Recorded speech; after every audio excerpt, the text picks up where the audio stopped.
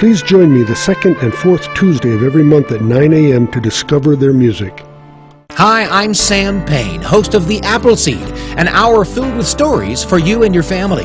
And we're not talking about news stories here. We're talking about fairy tales and folk tales and personal stories and family tales and even a little music from time to time. And each story could spark a memory for you that you can share with the people that you love. Hear The Appleseed every Thursday at noon, right here on the information and cultural beacon of the Four Corners, KSJE, Farmington, New Mexico. Tune in for Philosophy Talk, the program that questions everything. Except your intelligence. Coming up, Democracy by Numbers. Majority rule might not be perfect, but it's the best system we've got. I don't know, doesn't that just set you up for the tyranny of the majority? Yeah, but the tyranny of a minority party is even worse. Why not build social institutions that protect us from tyrants? Huh, like force people to have freedom? Democracy by Numbers. Next time on Philosophy Talk. Listen to Philosophy Talk today at noon on KSJE 90.9 FM, Farmington. KSJE is supported by San Juan Regional Medical Center, here to meet your urgent and emergent medical needs, whether they are COVID-19 related or not. Medical emergencies happen when you least expect them, whether it's a stroke, heart attack, illness, or injury. San Juan Regional Medical Center's caregivers are here to provide care to you and your loved ones. Find out more online at sanjuanregional.com.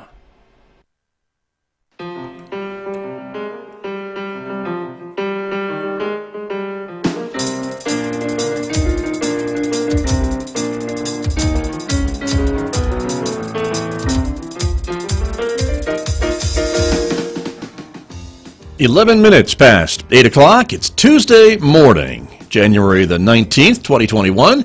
Good morning, everybody. I'm Scott Michlin. Thanks for tuning into KSJE 90.9 FM over the air here in San Juan County, 103.3 FM over the air in the Durango, Colorado area, and streaming everywhere, of course, from our website at ksje.com.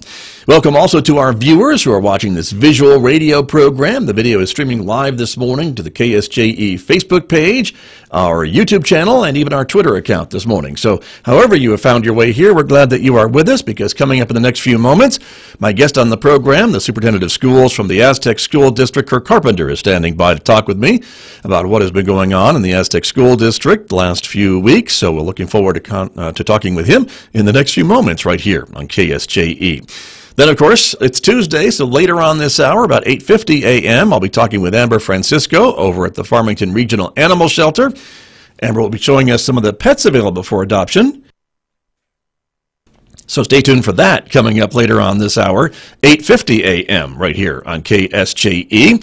Mick Hess is up next after the news at 9:06 a.m. This morning, Nick is playing music from Bach.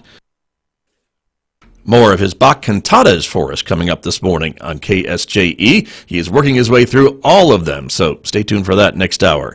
Don't forget, of course, in addition to Facebook, YouTube, and Twitter, we invite you to connect with us on Instagram. And let's talk for a moment about the weather outside. It is currently 30 degrees in Farmington with snow. We're expecting snow throughout the day today, a winter weather advisory in effect for San Juan County until 5 p.m. tonight. 37 will be our high today if we make it. Overnight cloudy with a low of 22. We'll see some more sunshine tomorrow and a bit warmer with a high of 44. And an overnight low of 20 degrees tomorrow. Partly sunny with more chances for snow again on Thursday with a high of 45. Snow again in the forecast for Friday, Saturday, Sunday, and maybe even Monday, with a high in the mid to upper 40s and overnight lows in the 20s. And so let me introduce my guest who is with us this morning. And as I do that, I will mention that Aztec schools are now on an all-remote schedule today, and that also includes some other school districts in the area that I want to mention. That would be Farmington, and the Durango School District is doing all-remote learning today. Those are the school districts that we've been made aware of this morning. And with that being said, let me bring in Superintendent Kirk Carpenter from the Aztec School District. And good morning. It's good to see you. Thanks for being here. Good morning, Scott. Always a pleasure. And again, we always appreciate the opportunity to come on and talk about what's happening in the school district and around the state. So thanks for having me. Well, of course, you're very welcome. The feeling's mutual, and so it's a busy morning, I know, because you've got, as we were talking, you were first on a 2-hour delay for Aztec schools and then decided to switch to all kind of remote schedule today. And you know firsthand road conditions are not very good this morning. No, you know, it's amazing. I mean, a lot of times that some districts do different things. Obviously, there's some consistency in what's happening here, but I'm not sure where Bloomfield is or Central, but you know, Farmington, early on, we called a 2-hour delay. Farmington called one, and then I know Farmington went virtual, and we were still looking at things, trying to figure if that's exactly what we needed to do. But I can tell you I'm about 10 miles from my office, and within 5 miles, it was totally different road conditions. And unfortunately, some cars did not maneuver the roads quite like they needed to, so they found themselves in the shoulder. And so, yeah, the roads are very nasty, and it's something that, you know, we start that process very early. Our transportation director was up at 2 o'clock this morning. And then he has staff that gets up around 4, starts traveling around the district. I was on the phone with him early this morning, probably about 4:10. And just asking him what's happening out there. And at that point in time, we were monitoring it. So there wasn't a lot of stuff happening. And of course, in our district, it's, you know, elevation's not much different than it is in Farmington, but it's always 5 to 10 degrees cooler. And then we started seeing some conditions even up north, certain places start setting in. So we had to make some adjustments. And obviously, we're always going to make sure we do things on the side of safety. Everybody does that. That's the purpose of that. And it's oftentimes hard for people to understand because they may drive in just a wet condition in town, but it's not in town. It's always the outlying roads that determine that. I know we've talked about that many times. So there's a lot of decisions, a lot of people making those decisions. Obviously, it falls on the superintendents to make the final decision, but we work very closely with our transportation folks and take their advice because, again, they're out all over the district. There's several people at different points. So that's what we did today. And we'll still try to provide some food service, mainly at the in-town locations, not out of town, just because things are just too treacherous at this point. So that's where we're at. But fortunately, we have virtual, and we can still continue the learning. We're not trying to take the fun away from anybody. But what we are trying to do is reinforce what we're in the business of, and that's making sure that our students get the best learning they can. And on days like this where we've had the pandemic, so we're equipped to do virtual, it just does not make sense to say, okay, no school today. It's a matter of school's going to be different today than in person for those that could have come back. Sure. Very good. Well, we're glad that everyone is safe, and you included, on your trip, which was probably a little longer than usual to get to the office this morning. But we're glad that you're there safe to join us this morning, Kirk Carpenter. And so that leads me to the other topic of discussion, because Aztec schools and others in the state have just been allowed to resume kind of face-to-face learning when the weather cooperates, and that's a step forward, I think, as to what everyone would like to see, of getting more kids back in the classroom. It is, and it's you know, before the holidays, you know, we actually were probably one of very few school districts to go 2 weeks after Thanksgiving with virtual and then spend one more week with in-person learning, and we chose to do that intentionally. We just feel like that contact with students, it's not a matter of just 2 days. You know, you can't look at the quantity of things. I think you have to look at the quality of it. And so we had kids come back right before break, and a lot of schools chose not to do that. We weren't trying to be reckless in any of our decisions. We were trying to be careful and considerate in what's best for kids. And again, in saying that, that doesn't question what others are doing in other places, because every district has their own story. Every district has their own circumstances. They have their own issues they need to look at. But we were able to bring kids back the week before Christmas. And I will tell you, it was magical from the standpoint of just those kids having contact, have some sense of normalcy at the elementary schools, even though a lot of it was more celebratory and social emotional things we were dealing with. But you know what, Scott, for some kids, that's all they have. They have school, and they need that to help them with a lot of things they're facing in life. And so we felt that was important. We also made decisions that after the New Year's, we'd go 2 weeks virtual, but the public education department came in afterwards and made that decision anyway, so we would have had to do that. But we're excited to get our kids back. Our teachers are excited. We feel like there's momentum even moving to maybe get secondary students back before too long. And I don't have that officially because there's no official decision made on that. It's not our decision. But I can tell you just from some conversations and other things, I feel like that's going to happen. And that's what we need to do. If it's just for 6 weeks, we will do it in Aztec. If it's for 3 weeks, we'll do it in Aztec, because these kids need to get back to the school, see their teachers face to face, see their friends, and try to get back to some sense of what normal is. And it's not a new normal. I don't like that language, because we're going to get back to what normal is, but education is going to be different. But there's not going to be a new normal. It's going to be a temporary, here's what we have to do, and eventually we will get through all of this and have kids back on normal schedules doing a lot of things. Obviously some things done differently, but in its own respect, it's going to be something that we move towards for, and we need to keep hope, because that's all our kids are hanging on to right now is hope. And we need to make sure we try to keep them moving forward so they can get ready for that transition when it occurs. Good advice, and I think their parents, too, are hoping and putting a lot of effort into that. But there's a lot of things that seem to be working, hopefully, towards the same direction. You and I were talking before we came on the air this morning, Mr. Carpenter, about the rollout of the COVID vaccine across our state. And, of course, teachers are now being allowed the option to get the vaccine. You yourself rolled up your sleeve and got the vaccine. And I think so far side effects have been minimal for you, as far as we know, right? Yeah, no side effects. I mean, I was pleasantly surprised, and honestly was not nervous about it. I mean, I will just, in my own opinion, everybody has to make a decision what's best for them. And obviously some people have obvious reasons they can't take the vaccination. But all of that is important, whether it's the number of cases we've had or the vaccinations we've had, to try to get to that herd score of about 80%. And that score is important, that scale, and however you want to refer to it, because that's something that will absolutely help us move forward as a county, move forward as a state, move forward in basically getting through this pandemic. I don't know that you ever conquer it. It's such a serious issue. It's something that's going to go on. But if we really want to move forward and get our county to green, which is a goal of all school districts, all city places, government, businesses, then we really need to do our part. And so we have played upon our people to say, look, think about this in this way. It's a safety issue. It's even, in some respects, a moral imperative to think about your decision. We're not mandating it. We could do that. We're not doing that. But it's such an important piece of what we need to do. And a lot of people say, well, I don't trust this, I don't trust that. Well, I've had several conversations with a lot of people that are far smarter than me, and with even people that are very important to me, about the significance of science and the studies of this. It's not something that is brand new. It's a strand that has come in that's causing this, and that's what they're trying to deal with. And so I absolutely trust what we do in our country. We're one of the leading countries in research and development of drugs and all things for various reasons, because there are brilliant people that forget more each day than I will know in a lifetime that are working on these things. And so it is a matter of trust. But again, it's not trying to guilt people into this. It's saying, look, here's the reasons to think about it, putting the information out there, being very transparent, and let them make the decision at the end of the day. But it's such an important piece. Each person, the power of one person, has the ability to change things when we all come together. And coming together is something we need to do in more than one way in our country right now. But this is absolutely another example of that.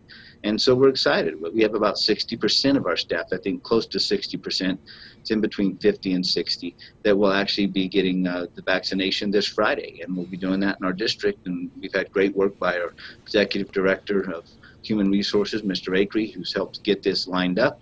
He's done a tremendous job in dealing with all of these COVID situations. And so we're excited about that, because that is an important step of not only protecting people, that's first and foremost. That's absolutely the most significant, important thing. However, it's also an important step in trying to move forward as a school district, getting more kids back, move forward as a county, as a city, everything, so that we can try to get back to going green and get more things going for everybody, which will be a great benefit. Very true. Well, we hear a lot of folks, a lot of students, a lot of parents who want to get their kids back in school. This seems to be a way forward to get us to be able to do that as we vaccinate more of the teachers and staff at our public schools. And so, as you're saying, there are conversations ongoing with the public education department for that very topic of talking about secondary schools and getting those kids back into the classroom face to face. There are. There's a lot more. The conversation is different. There is no guarantee. Obviously, the public education department is not the final say. They will be the relaying agency, if you will. And again, this is a very difficult situation. I don't envy the job of the governor. I respect the position. I respect the decisions that she has to make.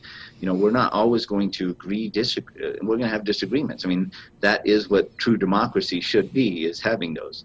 In dealing with those, obviously, there's certain ways to deal with those and other ways you shouldn't. But that's another topic probably for another day for more smarter people. But that being said, there's a lot of data out there. I think there's a lot of things that have to be considered. The vaccinations is one thing to consider. The more we can get vaccinations available in our state, the more people we can get vaccinated. All that contributes to that side of how do we deal with this? How do we prevent more spread? How do we take care and make sure we're being as safe as possible? So all those are data points that are going to be utilized, and I do believe, this is just me saying this, I believe we're going to get our secondary students back sooner than later, but it's going to take some very careful planning. And with that being said, that was one of the things I reached out to the public education department last week and said, look, secondary schools need to come back. We need to be prepared. And in order to prepare, we have to have some way to plan. So what's going to be the expectation? Cohorting, for example. To cohort in a secondary school is very difficult. Is it doable? It is in some cases, even middle schools versus high schools. But middle schools that operate on a junior high model versus a true middle school model, it's even more difficult in those. So it's going to take some very careful planning. We've already put our principals on notice to say, think about how you can cohort, think about how you can limit contact, think about your bell schedules. Do we need to change those to a block versus a traditional? There's a lot of conversations, but we are going to engage with the public education department later this afternoon, because they asked if I would help attend a meeting, and then if I could suggest others that might be important to attend. And so what I'm happy to report to listeners in our county is I think there's two other superintendents in our county that will be attending that call because of their expertise and because of their ideas, and then several from around the state from both large and small districts to try to inform the public education department, which is encouraging that they're listening to the practitioners on some of the things that may need to be considered. Even the class size, 50% versus, is that most applicable? Is a 1 to 20 cohort, is that doable? How can we do some things maybe differently at the secondaries that we're going to have to consider, because an elementary model will not fit in most secondary schools across the state due to the size of classes and size of those schools. So we're going to be having that meeting later this afternoon. Very good. Well, we'll keep us posted, if you will. I know you will when we talk to you again and find out what is discussed during that meeting. I wanted to ask you too, Mr. Carpenter, that I know you have been trying, and the district has been trying to give the decision-making power to parents about whether their children could return face-to-face or stay remote. It's really a family decision. As long as you have capacity to bring these children back into the classroom, that would continue, I guess, at the secondary level, if and when you say this is going to happen this year? Yes, it will. And we have not seen a significant change at the elementary as far as enrollment and some of those things. We just haven't seen it. We have seen it at secondary. And whether it's students moving for whatever reasons, or families moving, whether it's job related, whether it's I hate to say this, but activity or athletics related. Right, if you're sure. Sitting in our district, we can drive 30 miles. And then schools are participating. They're sending their secondary kids to school. They're participating in athletics and activities. And all those things are important in making the whole student. And that's coming from a former old coach, not old, former old coach, that all those things, they're all part of what is the high school experience. And so we're still advocating for that. And it's just difficult when you think about even down south, where some schools are 3 miles from a border in Texas, and you drive across the border and everybody's at school 5 days a week.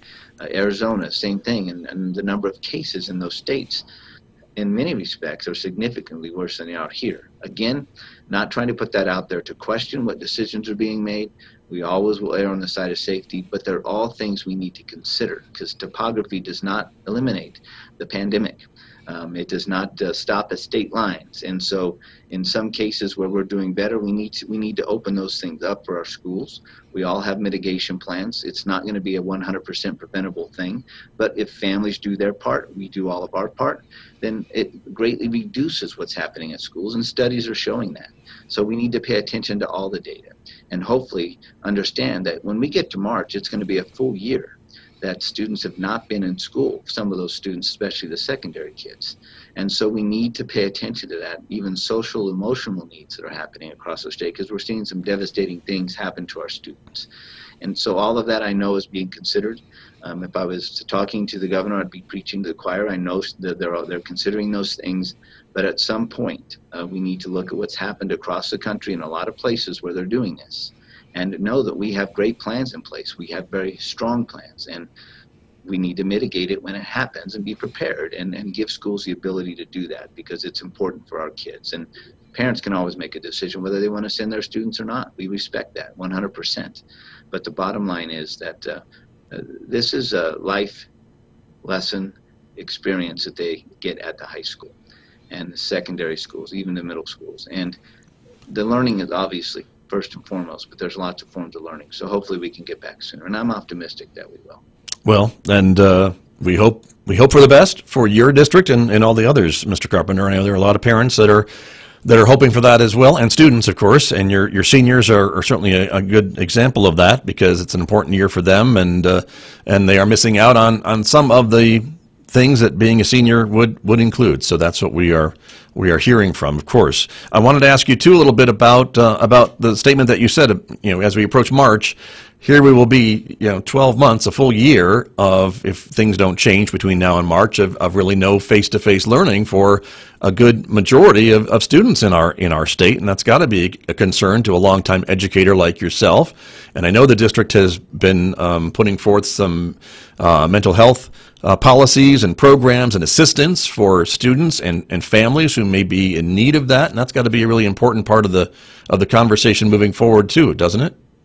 It is, and that, in some respects, I want to say first and foremost, we're in the business of learning, but we're in the business of kids. And when it comes to that, you have to address all the needs of the students and all of our kids. And so mental health is a huge issue, not just for the kids, but the families. And so we've tried to make sure we've kept that in the forefront, that we've kept information going out to families about the availability, if they have issues or concerns with their students, things to watch for.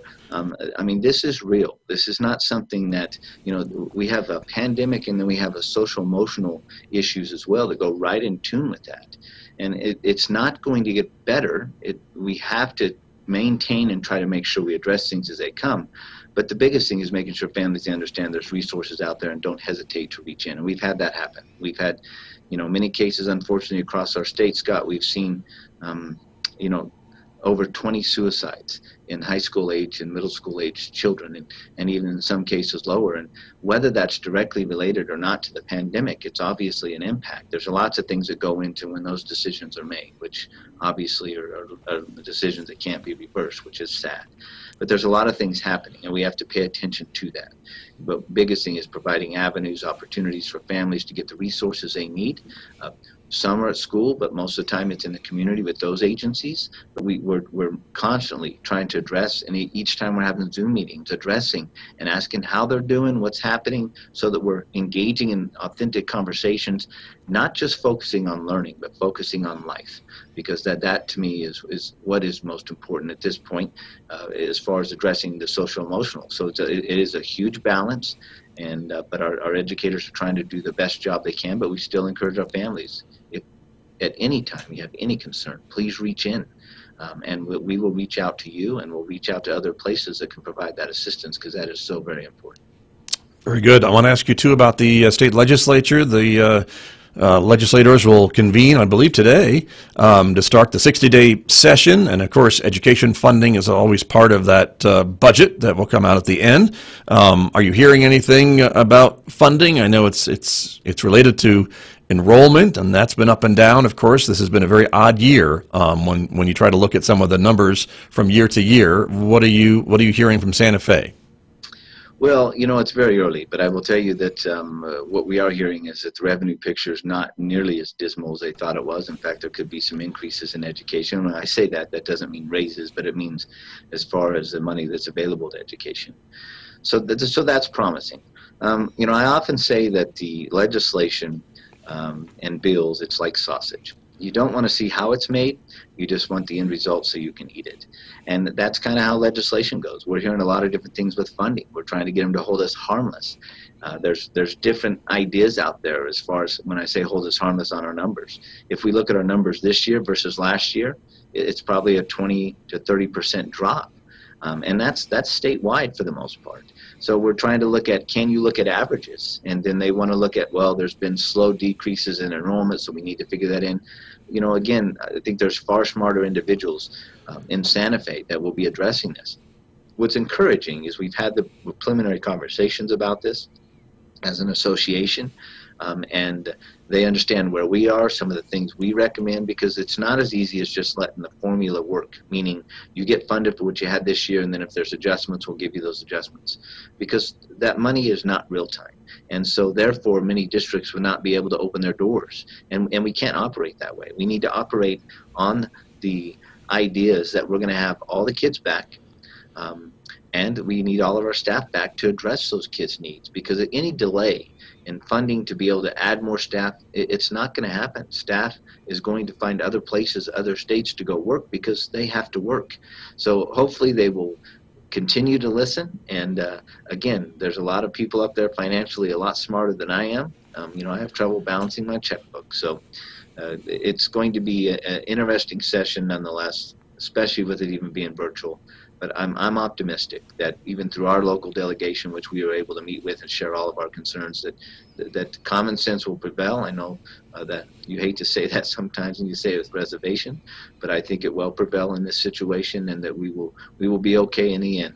But the biggest thing is that they continue to listen and listen to the educators. That policymakers cannot make decisions on education and regulation without listening to those that are in the districts doing the things they're doing. And so it's up to us to tell our story as well. So we have some advocacy to do, and we have some work to do as well. It's not just a matter, in this case, of hoping things turn out. You need to advocate and make sure people are listening and understand your story very distinctly so that they're making informed decisions from educators, and we're not making decisions just based off legislators. Okay. Very good. And final topic this morning, Mr. Carpenter, is the search for your replacement. And, of course, you're irreplaceable, so it would just be a new superintendent for the Aztec schools. But as we discussed last month, you have submitted your plans to retire from the Aztec School District at the end of this school year. And so the superintendent search process will begin, or is beginning now? It is. We passed the process in our last board meeting. I'm very happy to report Dr. Linda Paul, who's a former superintendent, will be leading that search. It's a very comprehensive process. I can't tell you, it's with some apprehension to even talk about, because 31 years in the district, this district has blessed me more than I could ever bless this district. And I'm absolutely going to miss it. But at the same time, it's time for me to do some other things. And they have a great process in place. It will involve community involvement all the way down to, the simple things of advertising, where to advertise. And it's a proven operation that the New Mexico School Board Association offers through some of these consultants. And but it's a different thing for our district. Our district hasn't really done a superintendent search probably in over 30 years because of the tenure of the superintendents in this district, and that speaks to the quality of people that you're surrounded with, and me included. I mean, it's my 12th year. I'm in my 12th year as this, and which is hard to believe, although you can look and see that it's real. It's all this is real from 31 years of education. But it's going to be a great process, and I have full confidence that the board is going to do a great job. We have a great board, and they have the same concerns as we do and what's important in Aztec. And most importantly, it's not just about skill set. It's finding somebody that fits in this district, not for status quo. You always want to go forward, and there's plenty of things that obviously I have not been able to accomplish that they will be able to. And so I know they will get somebody even better.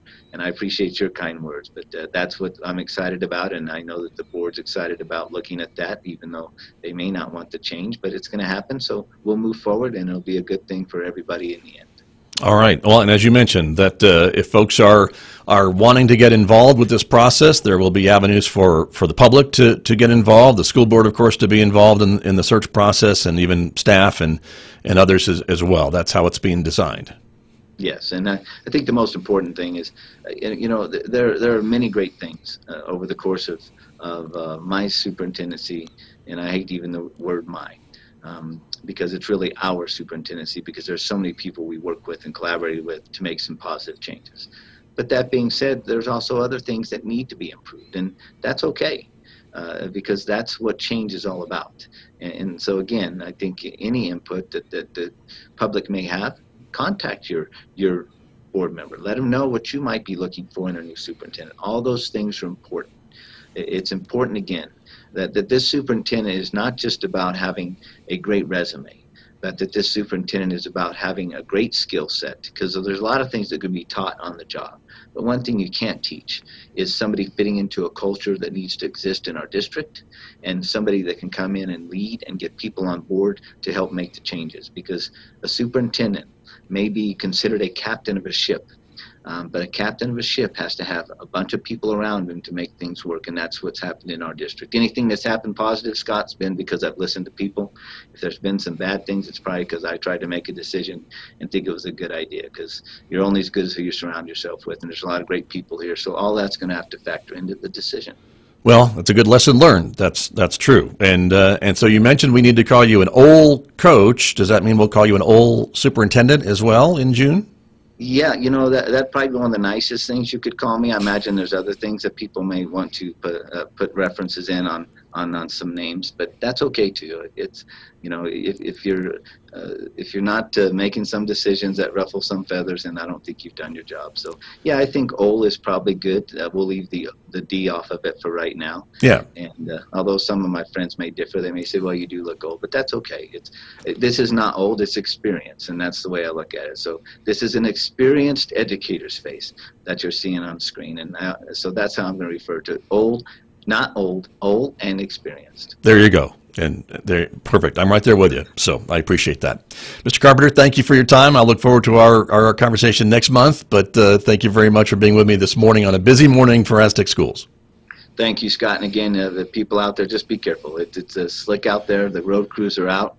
But there's also a lot of people out that sometimes that feel like they can just move through things, and they find themselves all over the road. So I just ask people to be careful and be patient as they travel out today, and we appreciate all the support we're getting from you and everybody else in the community as we move through all this pandemic, and we will get through it together. I keep saying that, and I firmly believe it. We just have to all do our part, and that means all the little things that we continue to do so that we can get our county to green, and that's another important message. So Scott, again, thank you for always having me on this. I enjoyed each month, enjoy the conversation, our friendship, and the collaboration we do as well. So thank you. You're very welcome. And as my parents always used to tell me, it's not necessarily your driving to be concerned about, it's the other guys and ladies. So do be careful on the roads, everyone. But Mr. Carpenter, thank you very much. That's Kirk Carpenter, Superintendent of Schools from the Aztec School District, my guest here on KSJE. And back with more in just a moment, everyone.